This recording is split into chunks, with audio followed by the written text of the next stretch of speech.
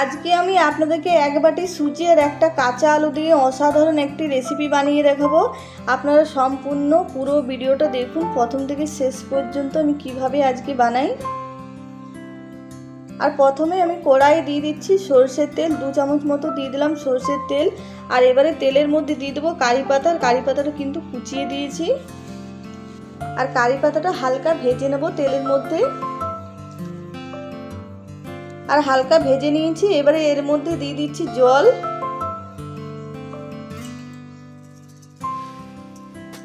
আর এবারে জলের মধ্যে দিয়ে দিচ্ছি গোটা জিরে, আর তার সঙ্গে দিয়ে দিলাম জোয়ান। আর এবারে দিয়ে দিচ্ছি এর মধ্যে গ্রেট করা আলুর একটা বড় সাইজের আলু গ্রেট করে নিয়েছি, সেটা দিলাম। আর তার সঙ্গে দিয়ে দেবো কাঁচা লঙ্কা কুচি।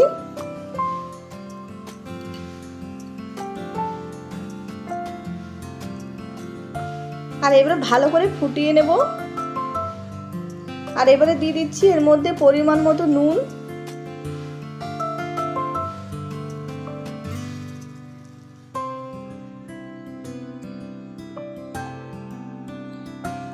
আর ফুটে উঠেছে দেখুন। এবারে এর মধ্যে দিয়ে দিচ্ছি এক বাটি সুজি।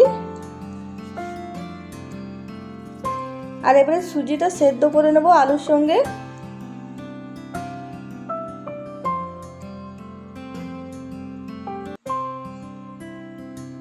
আর এবারে দিয়ে দিচ্ছি এর মধ্যে নামানোর আগে শুকনো লঙ্কা গুঁড়ি।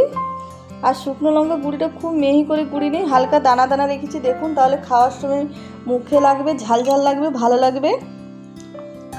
আর সুজিটা অনেকটা শক্ত হয়ে গেছে দেখুন। এবারে নামিয়ে নেব। আর নামিয়ে একটা থালার মধ্যে ঢেলে নেব। আর একটা থালার মধ্যে ঢেলে নিচ্ছি। আর হালকা ঠান্ডা করে নেব, খুব বেশি ঠান্ডা করবো না, খুব বেশি ঠান্ডা করে নিলে শক্ত হয়ে যাবে। আর হালকা ঠান্ডা করে নিয়েছি। আর একটু হাতে তেল লাগিয়ে নিয়েছি। আর এবারে সুজি আর আলুর দেখুন মিশ্রণটি এরকম বল করে বানিয়ে নিচ্ছি। একটা বানানো হয়ে গেল, প্রত্যেকটা একইভাবে বানিয়ে নেব। আর হালকা গরম অবস্থাতে বানাতে হবে, তাহলে ভালো হবে। আর একে একে সবগুলোই বানানো হয়ে গেল। এবারে এটা সাদা তেলে ভেজে নেব। তার জন্য তেল আগে থেকে গরম হতে দিয়েছি, তেলটা গরম হয়ে গেছে। আর এবারে ভেজে নিচ্ছি, অল্প অল্প করে ভেজে নেব, সব একবারে ভাজবো না।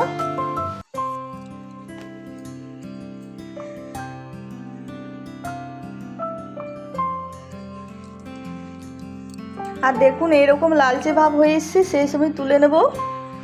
আর একইভাবে সবটাই ভেজে নেব।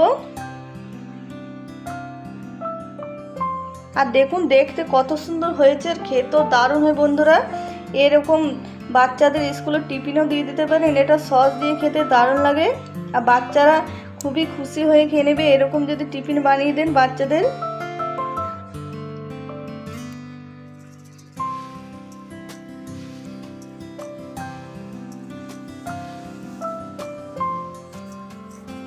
আর আজকের ভিডিও পছন্দ হলে প্লিজ লাইক শেয়ার কমেন্ট করবেন। যারা নতুন দেখছেন তারা অবশ্যই আমার চ্যানেলটা সাবস্ক্রাইব করবেন, পাশে থাকবেন। আর দেখুন একে একে সবগুলোই ভাজা হয়ে গেল।